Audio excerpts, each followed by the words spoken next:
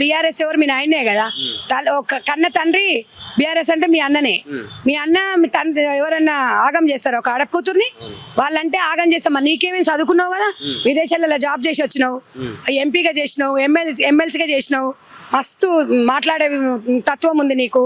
పుట్టిగా నేను ఆశకు పోయినావు, మంది మీద నేను నెట్టితే ఎట్లా? నువ్వు చేసేటివన్నీ చేసి పక్కల మీద దొబ్బితే ఎట్లా? మీ కుటుంబాలు చూసుకోండి. ఎవడు ఆగం చేసి? మీ కుటుంబమే కదా, ఎవరు ఏ పార్టీలు అయితే చేయలే కదా. బయటకు వచ్చి చెప్పి సెంటిమెంట్ రాజకీయాలు చేసి ఏం చేస్తారు? ఎందుకంటే తెలంగాణతో పేగుబంధం తెగింది, బీఆర్ఎస్ అయింది కాబట్టి అస్త్రాలు లేవు.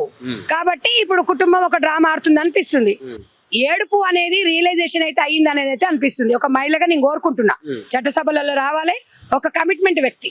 ఆమె పార్టీ పెట్టడం వరకు ఒకటే, ఓకే. గెలిపిస్తారా ఏం చేస్తా? నువ్వు నేను ఎట్లా చెప్తా? చిలక జోలని చెప్తామా?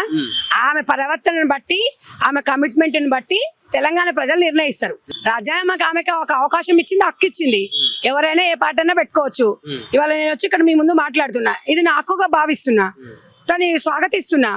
కాబట్టి ఆమె ఏదైనా కూడా ప్రజలకు ప్రూవ్ చేసుకోవాలి.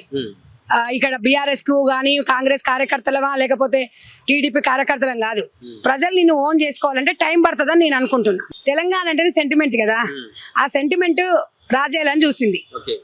ఏడుపు మాత్రం నాకైతే ఒక ఆడకూతురుగా ఏడ్చినట్టే అనిపించింది. అంతసేపు మాట్లాడాల్సిన లేదు. వాళ్ళ ఇంట్లో మీ నాయనుండు, మీ అమ్మ ఉంది, మీ అన్న మీ నాయన, మీరు నలుగురు కూర్చొని మాట్లాడుకొని చర్చించుకోవాలి.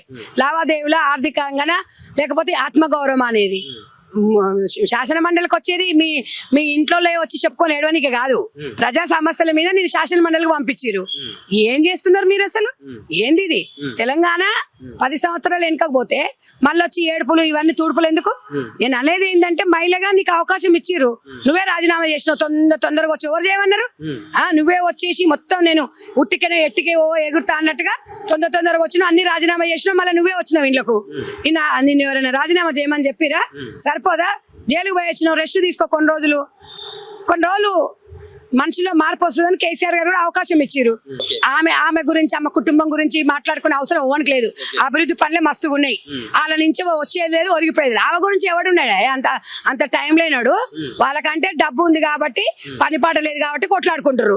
తెలంగాణ ప్రజలకు మస్తు పని ఉంది, వాళ్ళ పనులు వాళ్ళు చూసుకుంటారు. ఎవడొచ్చో తీసుకొచ్చి పెట్టాడు. ఆమె గురించి చర్చించుకొని ఆమె దేశాన్ని ఉద్ధరిస్తుందని ఎవడు అనుకోడు.